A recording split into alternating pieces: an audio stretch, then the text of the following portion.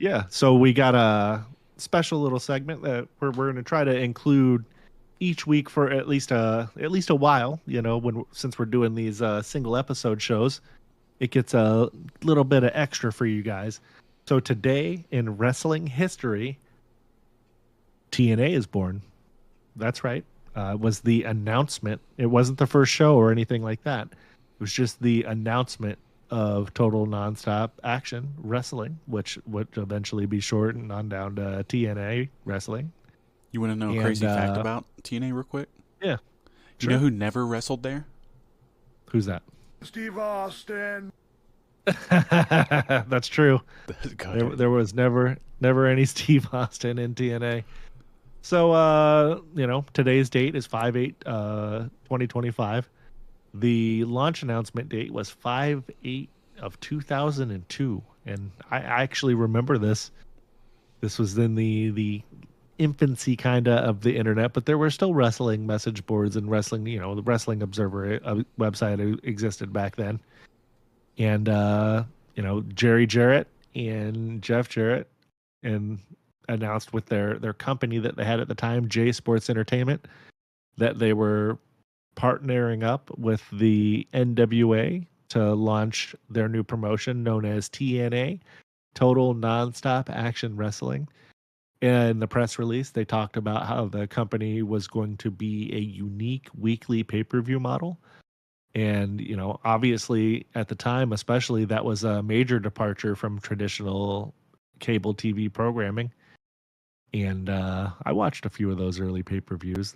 It was pretty cool stuff. I remember seeing like young AJ Styles. And they pretty much always had the belt on Jeff Jarrett at first. It's his company, it's his belt, so he's wearing it.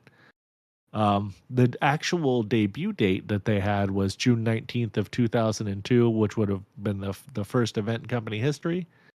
And this announcement positioned TNA as a bold new alternative for fans in the post WCW wrestling landscape, aiming to fill the void for non WWE content.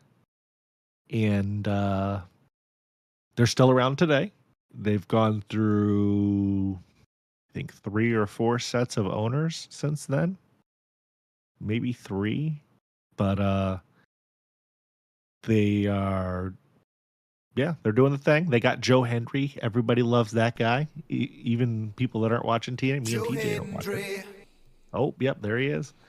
And do you remember anything about this? I know you didn't really watch TNA a lot, but this is a pretty cool deal. I was a little bit checked out. I wasn't watching wrestling much at the time. I knew it was a thing. My sister would watch it here and there. I'd walk in on her watching it, and it's because she watched WCW with me, and she would, saw like Nash and Booker T and Sting, and that's definitely where some of Steiner, the Jeff yeah. Hardy. I mean, that's definitely where a lot of the WCW guys went, and there were times where I started to watch it when they picked up, and they were actually like getting good viewership for a while. Where like they're, it's a different TV landscape, but I think they were getting like 1.6 million viewers at the height of their Oh yeah, whole ordeal there, and they had some pay per views that did pretty well for the time. And AEW is a way better pay per view company in terms of sales. They're definitely making way more money than yeah. TNA ever did.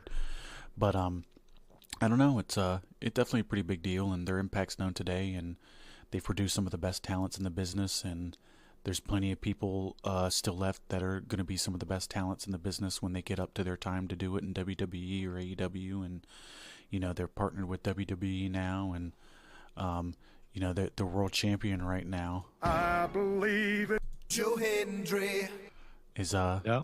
he's there and doing the thing, and he was at WrestleMania, and he seems to be pretty over. And Jordan Grace, I don't know. There's a lot of people that are over there that seem like they got a pretty big spotlight that it's going to be on them. And was it that Josh Alexander, the guy that went to AEW and speedball Mike Bailey? Mike Bailey, at least Yeah. for like what their style is, he seems like they're like using him a lot. But that Alexander guy, man, he's fucked night one. Yeah. But I don't know. I mean, it's a pretty historical moment, a significant thing, and um, it's we could go on and on about it, but it's definitely a pretty big deal. We We talked a bit about the ruthless aggression era on one of the shows. I can't remember which one, and obviously TNA came out about the same time as that and ran, concurrent with that. And I think that looking back on a lot of the stuff that TNA was doing, probably up until about 2014, I think, maybe a little sooner, maybe like 2012, they were doing really good shit for a long time, and it just had to follow the Attitude Era. So everybody still had the Attitude Era that they were married to, and rightfully so. It's probably still the greatest period in wrestling history, but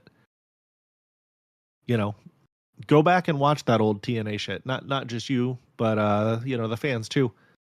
There's a lot of good matches, a lot of good shit out there that, obviously we don't really cover TNA on the channel unless they make like the news or something, because it's just there's so much wrestling to watch. We had to draw the line somewhere.